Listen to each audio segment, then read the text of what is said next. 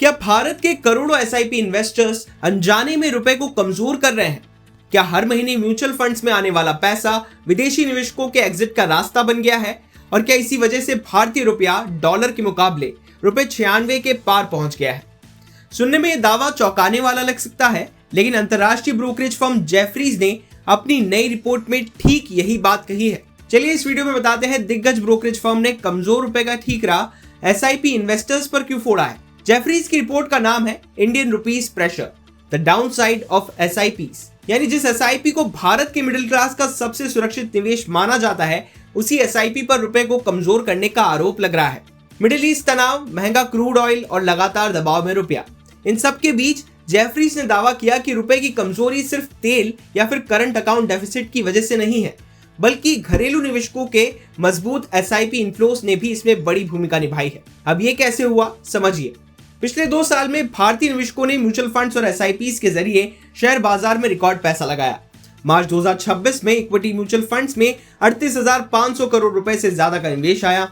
अप्रैल में भी करीब 38,400 करोड़ रुपए का इन्फ्लो रहा, यानी कि घरेलू निवेशक लगातार बाय कर रहे थे। लेकिन दूसरी तरफ विदेशी निवेशक यानी कि एफआईआईज और एफपीआईज लगातार सेलिंग कर रहे थे।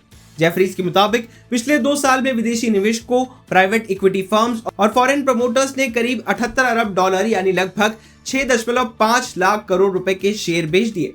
सिर्फ FY26 में एफपीआईज ने रिकॉर्ड 21 अरब डॉलर की बिकवाली की और अप्रैल 2024 से अब तक करीब 44 अरब डॉलर भारतीय बाजार से निकल चुके हैं। अब बड़ा सवाल, इतनी भारी बिकवाली के बावजूद बाजार टूटा क्यों नहीं? क्योंकि एसआईपी का पैसा लगातार बाजार को संभालता रहा। डीआईआईज, म्यूचुअल फंड्स, ईपीएफओ और एनपीएस के फ्लोज ने विदेशी बिकवाली को एब्जॉर्ब कर लिया। यानी एक तरफ विदेशी निवेशक पैसा निकालते रहे, दूसरी तरफ भारतीय निवेशक बाजार को सहारा देते रहे। जेफरीज कहती है कि इससे भारत का कैपिटल अकाउंट कमजोर हुआ। भारत का कैपिटल अकाउंट सरप्लस पहले जीडीपी का औसतन 2.6% रहता था, अब घटकर सिर्फ 0.5% रह गया है। मतलब देश में विदेशी पैसा पहले जितना नहीं आ रहा। जेफरीज का दावा है कि इसी स्ट्रॉन्ग डोमेस्टिक लिक्विडिटी ने विदेशी निवेशकों को इजी एग्जिट रूट दे दिया। मतलब एफआईआईज ने महंगे वैल्यूएशन पर शेयर बेचे, रुपए को डॉलर में बदला और पैसा बाहर ले गए। नतीजा, रुपए पर दबाव बढ़ गया।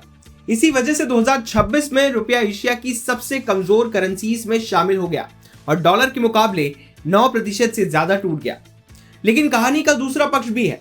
Veteran fund manager Sameer Arora ने जेफरीज की इस थ्योरी पर सवाल उठा दिए। उन्होंने कहा, अगर भारतीय निवेशक एसआईपी में पैसा नहीं लगाते तो वो पैसा जाता कहां?